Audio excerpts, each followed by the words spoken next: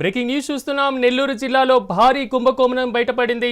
Nellore Muthukuru axis bank బ్రాంచీలో నిరుపేద దళితులు గిరిజన పేర్లతో రుణాలు తీసుకొని భారీ స్కామ్కు పాల్పడ్డారు కొంతమంది మోసగాళ్లు. కుబేరా సినిమా తరహాలో దాదాపు 15 కోట్ల రూపాయల మేర అమాయకులకి టోకరా వేశారు. తమిళనాడు, ఆంధ్రప్రదేశ్, తెలంగాణ రాష్ట్రాల్లోని పలు ప్రాంతాల్లోనూ ఇటీవల ఇలాంటి కుంభకోణాలు వెలుగులోకి వచ్చాయి. ఇక నిరుపేదలను సాఫ్ట్వేర్ ఇంజనీర్లుగా చూపి రుణాలు తీసుకుంది మాఫియా. అయితే రుణాలు చెల్లించాల్సిందిగా బ్యాంకుల నుంచి పేదలకు నోటీసులు సైతం వచ్చాయి. దీంతో భాగోతం బయటపడింది. అయితే ఈ కుంభకోణంలో జాలే వాసుదేవ్ నాయుడు, అల్లాబక్షు, శివ, వెంకట్ కీలకంగా వ్యవహరించారని తెలుస్తోంది. 2021 నుంచి 2024 మధ్య భారీ ఎత్తున మోసాలు జరిగినట్లుగా తెలుస్తోంది. దీంతో నోటీసులు అందుకున్న గిరిజనులు సిబిఐతో విచారణ జరిపించాలని డిమాండ్ చేస్తున్నారు.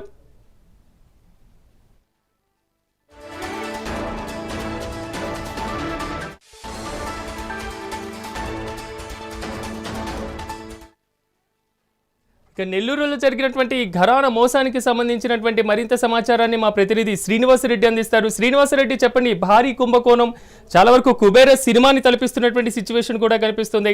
దీనికి సంబంధించిన పూర్తి స్థాయి అప్డేట్స్ ఏ విధంగా ఉన్నాయి? సిరాజ్, నెల్లూరు జిల్లా ఇలాంటి ఘరానా మోసాలకు కేర్ ఆఫ్ అడ్రస్ గా మారిందని చెప్పుకోవచ్చు.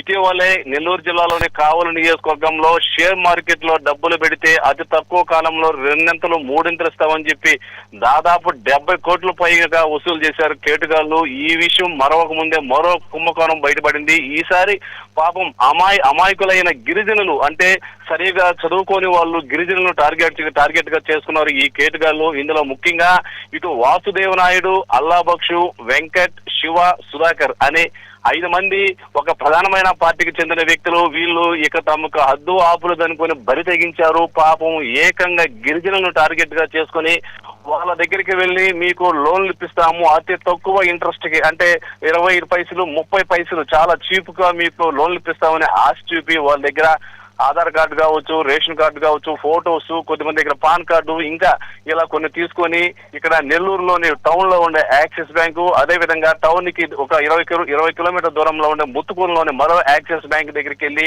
అంటే ఇక్కడ 100% బ్యాంకులో పనిచేసే సిబ్బంది యొక్క వీళ్ళు కేటుగాళ్ళు సిబ్బంది కలిసే ఈ యొక్క ధర్నాన్ని ఒడిగట్టారని చెప్పి మనకి క్లియర్ గా అర్థమవుతుంది. ఈ అమాయకులైన 56 మంది గిరిజనులను టార్గెట్ గా చేసుకున్నారు. వీళ్ళు ఒక్కొక్కరు సాఫ్ట్వేర్ చేస్తున్నారు, ఇంకొంతమంది ఇంకా ఉన్నతమైన జాబ్ చేస్తున్నారు. ఒక్కొక్కరికి 70 నుంచి 1,00,000 రూపాయల జీతాలు ఉన్నాయని చెప్పి డాక్యుమెంట్స్ క్రియేట్ చేశారు. ఈ డాక్యుమెంట్స్ అన్ని తీసుకెళ్లి యాక్సిస్ బ్యాంక్ లో పెట్టి బాధితులకు ఏ మాత్రం తెలియకుండా యాక్సిస్ బ్యాంక్ లో అక్కడ ఉండే మేనేజర్ కావచ్చు, లేకపోతే అసిస్టెంట్ మేనేజర్ కావచ్చు, ఇంకింటి సిబ్బంది కావచ్చు, వీళ్ళ యొక్క సహకారం లేనిదే ఈ యొక్క కుంభకోణం జరిగే పరిస్థితే లేదు. వీళ్ళతో కలిసి ఈ డాక్యుమెంట్లన్నీ బ్యాంక్ లో సమర్పించి 12 కోట్ల రూపాయలను డ్రా చేశారు. గత సంవత్సరం 2024 డిసెంబర్ లో ఈ విషయం బయటపడింది. అప్పుడే ముత్తుకూరు పోలీస్ స్టేషన్ లో ఈ యొక్క గిరిజనులు ఫిర్యాదు చేశారు. ఇంతవరకు కూడా ఎలాంటి చర్యలు లేవు. నామమాత్రంగా ఒక ఎఫ్ఐఆర్ చేశారు, పడేశారు. కనీసం ఆ ముద్దాయిని అరెస్ట్ చేసిన దాఖలాలు కూడా లేవు. అంటే వాళ్ళొక ప్రధానమైన పార్టీకి చెందిన వ్యక్తులు కాబట్టి వాళ్ళని అరెస్ట్ చేయలేదు అని చెప్పి కూడా ఇటు యానాద సంఘం రాష్ట్ర అధ్యక్షుడు పెంచులే డిమాండ్ చేస్తున్నారు. ఇంత సిబిఐకి అప్పగించాలి, సిబిఐ ద్వారా విచారణ జరిపించాలి అని కూడా వారు కోరుతున్నటువంటి సిచ్యువేషన్ కల్పిస్తుంది. దీని మీద అధికారులు ఏమైనా స్పందించారా?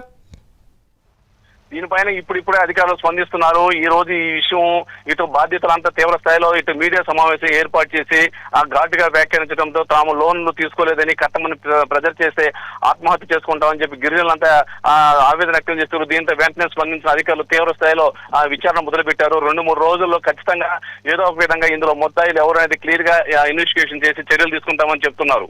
ఏదైతే నెల్లూరు ముత్తుకూరులో ఉండేటువంటి యాక్సిస్ బ్యాంకులో ఏదైతే కుబేరా సినిమా తరహాలో భారీ స్కామ్ జరిగిందనేటువంటి విషయాన్ని మీకు ఈ సందర్భంగా తెలియజేసే కోసం ఈ యొక్క ప్రెస్ కాన్ఫరెన్స్ ఏర్పాటు చేయడం అనేది ఈ సందర్భంగా మేము ఒకటే తెలియజేస్తూ ఉన్నాం. ఏదైతే నెల్లూరు నగరానికి చెందినటువంటి ఒక 5 మంది ఒక ముఠాగా ఏర్పడి ఏదైతే గ్రామీణ ప్రాంతంలో ఉండేటువంటి ఎస్సీ ఎస్టీ పేదలను టార్గెట్గా చేసుకొని వాళ్లకు లోన్లు ఇప్పిస్తామని చెప్పి ఆధార్ కార్డులు వాళ్ళ దగ్గర తీసుకొని ఏదైతే ఆ ఆధార్ కార్డుల ఆధారంగా వాళ్ళనందరిని కూడా సాఫ్ట్వేర్ ఉద్యోగులుగా చిత్రీకరించి ఒక్కొక్కరి పేరుతో 15 లక్షల రూపాయల లోన్లు తీసుకొని ఏదైతే పేదలైనటువంటి ఎస్సీ ఎస్టీ బీసీలను మోసం చేశారు. ఈ మేరకు మాకున్న సమాచారం మేరకు దాదాపు 12 కోట్ల రూపాయలు మోసం జరిగింది, ఏదైతే స్కామ్ జరిగిందని చెప్పి సందర్భంగా మేము తెలియజేస్తూ ఉన్నాం. ఏదైతే నెల్లూరు ముత్తుకూరులో ఉండేటువంటి యాక్సిస్ 3 నెలల తర్వాత వచ్చారు సార్. నాకు మార్చి 12వ తేదీ వచ్చారు సార్ మా కాడికి బ్యాంక్ వాళ్ళు, మీరు డబ్బులు కట్టాలనని. మేము కట్టబలేదని వాదిచ్చాము. కాదు మీరు లోన్ తీసుకున్నారు కట్టాలని చెప్పారు. ఏమంటే అబ్బాయి పోట్లూరు సుధాకర్ అనే వ్యక్తి కాడికి తీసుకెళ్ళాము. అదేమంటే వాళ్ళు ఏం సమాధానం చెప్పలేదు. తర్వాత మళ్ళీ